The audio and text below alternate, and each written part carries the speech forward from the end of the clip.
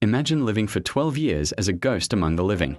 Imagine being declared unclean by society, untouchable by law, invisible by choice. This is the story of a woman whose name we don't know, but whose faith changed everything. Her name was, well, we'll call her Miriam. In 1st century Palestine, she had been bleeding for 12 long years.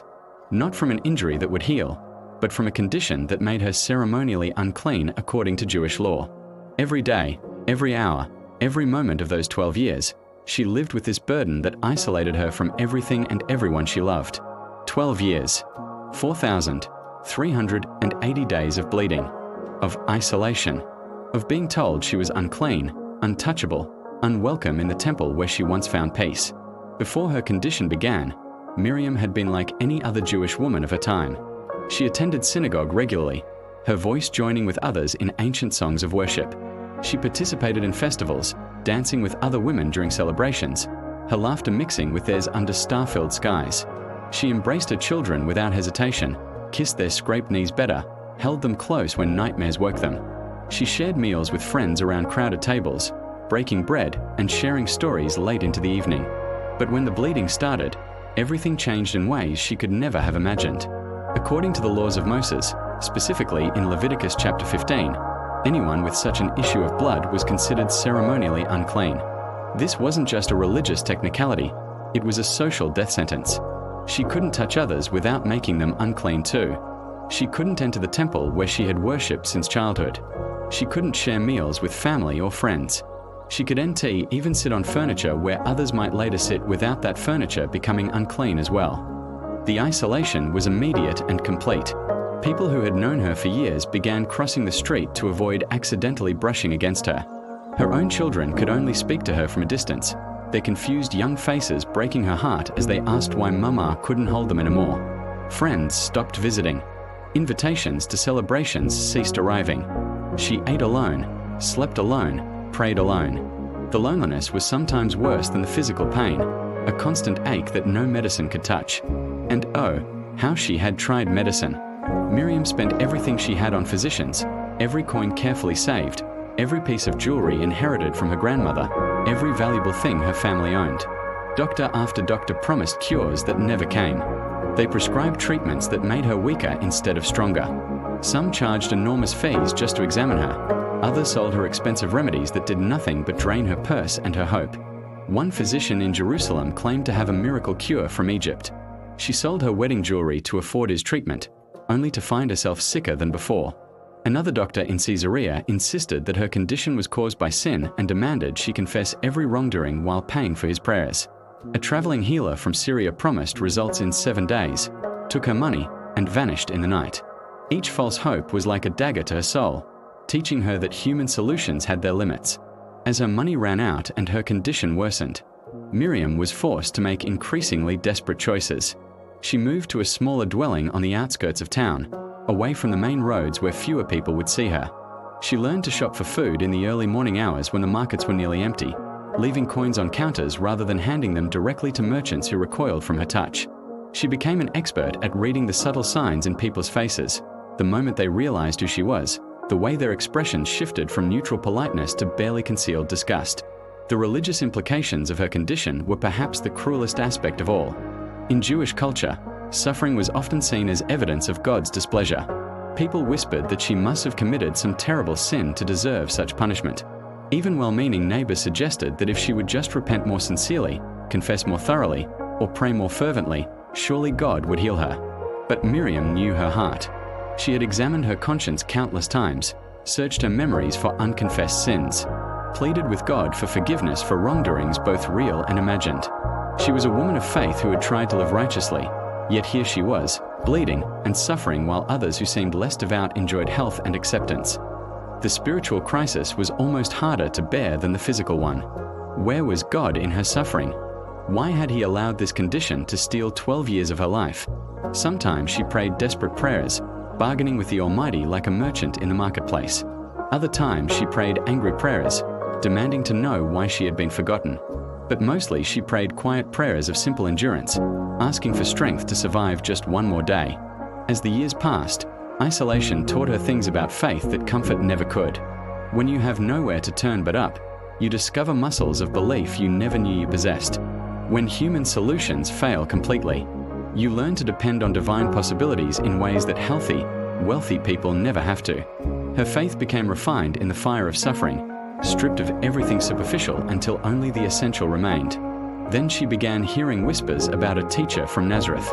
At first, the story seemed too extraordinary to believe. They said this man named Jesus could heal the sick with just a word, that he gave sight to people born blind, that he cleansed lepers with a touch. They said even demons obeyed his commands, and that he taught with an authority that amazed learned rabbis. Miriam listened to these stories from the shadows where she had learned to live. A paralyzed man had walked after Jesus spoke to him. A man's withered hand had been completely restored. A centurion's servant had been healed from a distance. Wine had been made from water at a wedding celebration. Even the dead had been raised to life. For the first time in years, Miriam felt something she had almost forgotten. Hope. Not the false hope that physicians had sold her with their expensive remedies and empty promises, but something deeper and more authentic. Something that whispered in her heart, what if? What if this Jesus is different? What if he really can do what others cannot? The hope was both wonderful and terrifying.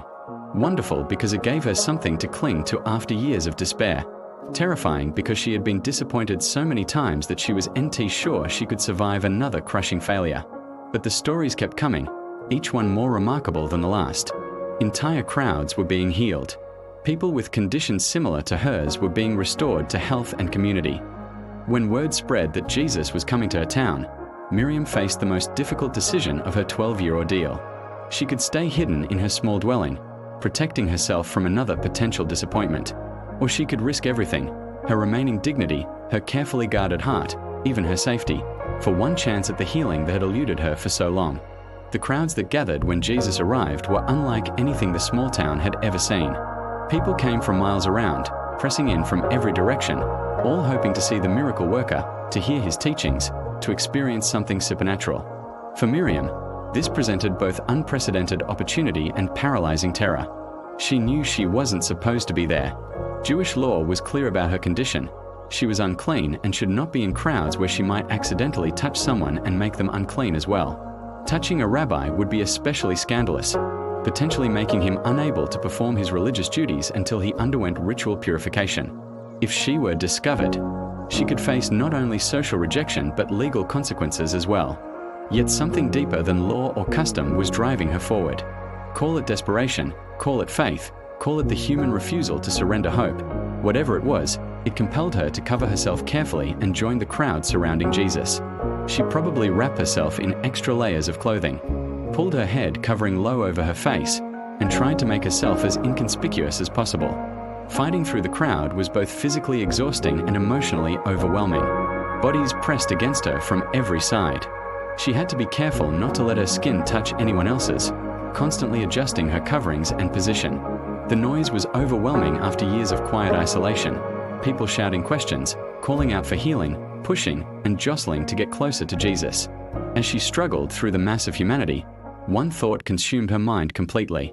It wasn't a rational thought based on careful theological reasoning or medical knowledge. It was pure faith distilled to its essence. If I can just touch the edge of his garment, just the hem of his robe, I will be healed. This wasn't about magic or superstition.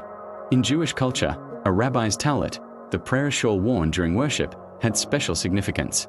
The tassels, called tzitzit, were reminders of God's commandments and his covenant with his people. For Miriam, reaching for the edge of Jesus' garment represented reaching toward God himself, grasping for divine mercy with the last strength she possessed. When her fingers finally brushed the edge of his robe, time seemed to stop. It was just a touch, lasting perhaps a heartbeat, but in that instant everything changed. She felt it immediately, power flowing through her body, healing spreading like warmth through cold limbs, strength returning to places that had been weak for so long. The bleeding stopped. Just like that. After 12 years, 4,380 days of suffering, it was over. The physical healing was miraculous enough, but what she experienced went beyond the merely physical. She felt life returning to her body, hope flooding her heart, dignity being restored to her spirit. For 12 years she had been dying a little each day. Now she was being reborn with each breath. But before she could disappear back into the crowd to process this miracle privately, Jesus stopped walking and turned around. "Who touched me?" he asked, his voice cutting through the noise of the crowd with surprising clarity. His disciples looked at him with confusion. "Master," they said, "there are crowds pressing against you from every side. What do you mean? Who touched me?" "Dozens of people are touching you." But Jesus was insistent. "Someone touched me deliberately, with faith. I felt power go out from me." Miriam could have melted back into the crowd at that moment. Her healing was complete and permanent. She could have walked away anonymously and started her new life without having to face any awkward questions or public attention. Many people would have done exactly that. But something in Jesus' voice, some quality of compassion and invitation rather than accusation, gave her courage she didn't know she possessed. She stepped forward, trembling with fear and awe, and fell at his feet. In front of the entire crowd, she told the truth. The whole truth. She shared her story, the 12 years of suffering, the medical failures, the social isolation, the desperate hope that had driven her to break religious law by touching him. Her voice shook as she confessed to violating the purity codes, fully expecting condemnation. Instead, Jesus' response was gentler than she had dared to hope. "Daughter," he said, and that single word changed everything. Not unclean woman or lawbreaker or sick person. Daughter. She belonged somewhere. She was loved by someone. She was part of a family again. "Your faith has healed you," Jesus continued. "Go in peace and be freed from your suffering." The word daughter echoed in her heart like music she hadn't heard in 12 years. In her culture, to be called daughter by a respected teacher was to be acknowledged as worthy of love and belonging. After 12 years of being nobody, she was somebody's daughter again. After years of being pushed to the margins, she was welcomed into the center. After being declared unclean by religious law, she was pronounced whole by divine love. But Jesus didn't stop with just acknowledging her healing. He praised her faith publicly, making sure everyone understood that her bold action had been presumptuous or inappropriate. It had been exactly what faith looks like when it reaches its breaking point and discovers that God's grace is stronger than human rules. The transformation in her life was immediate and complete. She could touch and be touched again. She could embrace her children, hold her grandchildren, share meals with friends. She could return to the temple, participate in festivals, take her place in the community as a whole person rather than a social outcast. But perhaps the most profound change was in how she understood faith itself. Before her illness, faith had been comfortable and conventional. She had believed in God because everyone around her believed, worshipped because that's what good people did, followed the religious rules because they seemed reasonable and beneficial. 12 years of suffering had burned away everything superficial about her faith, leaving only what was absolutely essential. She had learned that faith isn't about having all the answers or feeling confident all the time. Faith is about reaching toward hope when you've run out of options. It's about touching the divine when everything else has failed to heal you. Her story spread throughout the region, carried by people who had witnessed the miracle. But what they talked about wasn't just the physical healing, remarkable as that was. They marveled at the faith that had driven a ritually unclean woman to risk everything for one desperate touch. They were amazed by the compassion that had called her daughter instead of condemning her for breaking religious law. They were inspired by the proof that no condition is too chronic, no situation too hopeless, no person too forgotten for divine transformation. In the years that followed, Miriam became known for her ministry to others who were suffering. She had a special gift for recognizing the look in someone's eyes that came from prolonged pain and social rejection. She knew how to sit with people in their darkest moments without trying to fix them with easy answers. She understood that sometimes the most powerful thing you can say to someone who is bleeding, whether physically, emotionally, or spiritually, is simply, keep reaching, keep hoping, keep believing that your story isn't over yet. Her testimony was simple but powerful. I was bleeding for 12 years, and human solutions failed me completely. But one touch of divine grace accomplished what 12 years of medicine couldn't do. If God can heal me after all that time, He can heal anyone. The key isn't perfect faith or powerful prayer. It's real faith, even if it's desperate faith, even if it's the very last faith you have left. The woman with the issue of blood had become the woman with the issue of faith. And that transformation made all the difference, not just for her, but for everyone who heard her story and dared to believe that their own impossible situation might also be touched by the same divine power that had made her whole. Her story reminds us that faith often looks like reaching out when you're afraid, touching hope when you're desperate, and trusting that grace is stronger than the rules that separate us from what we need most. Sometimes healing comes in the ways we expect, sometimes in ways we don't. but it always begins with that one desperate, faithful touch